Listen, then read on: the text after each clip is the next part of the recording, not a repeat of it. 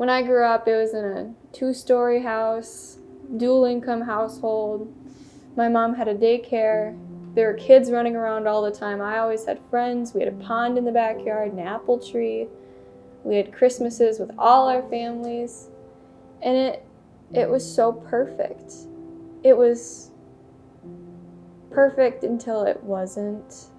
It only took so long before the fights started happening, and it was immediate. It was this immediate hatred they had for each other, and it was so hard to live in that household from that point forward. You know, we had everything we could have wanted except them to love each other again. My mom brought out a plate of cookies, sat us all down, and told us they weren't going to be together anymore. I was around 11 years old when they divorced. I think from that point, everything changed. You know, she started going boyfriend to boyfriend. Their houses were our houses on the weekends, and what we got was not apparent at that point. We got a woman who was most of the time drunk or on new meds. And I remember at that time, that was when my mom started using me to fall back on. She started talking to me about her issues, about the things that she would go through in life. I felt like I could help her by listening. I felt like I had a purpose in being able to help her heal somewhat.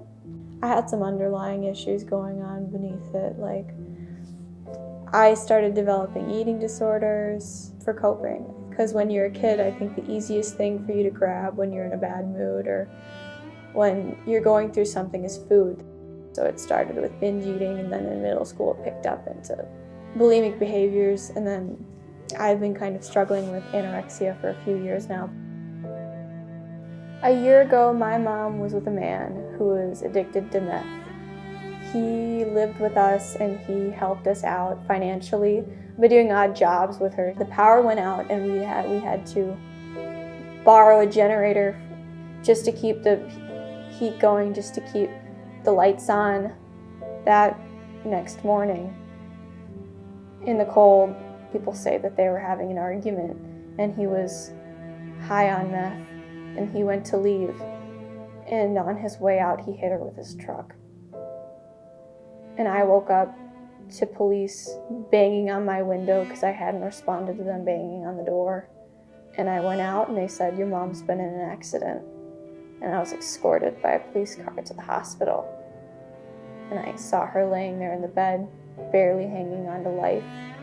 The breath had just been taken from my lungs. A year ago, my mom died, and I had everything taken away from me. Losing my mom was and probably always will be the hardest thing that's happened to me. But if anything at all good has come from it, it's been my will to succeed and make her proud. Now that I've lost her, I feel like she's what keeps me going. She's my motivation to help people, to keep myself okay, because I know that she wasn't, and I know that I never want to go down that path. As much as I love her, I know I can't repeat her mistakes. It gives me a great compassion for those who are struggling, and it makes me feel like I want to help. I want to be there. I want to help be somebody's motivation towards becoming sober or getting better or helping themselves. I want to have a role where I'm able to help others.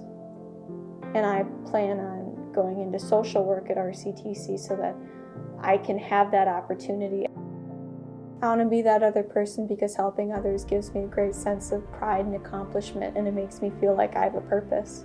It makes me feel like I have a purpose here on earth, and it's to help others. I want to make her proud, but I want to sincerely make her look at me and go, that's everything I wish I could have been, which was mentally capable, healthy, successful. She had all that potential in her and she didn't use it, but I want to use it for her.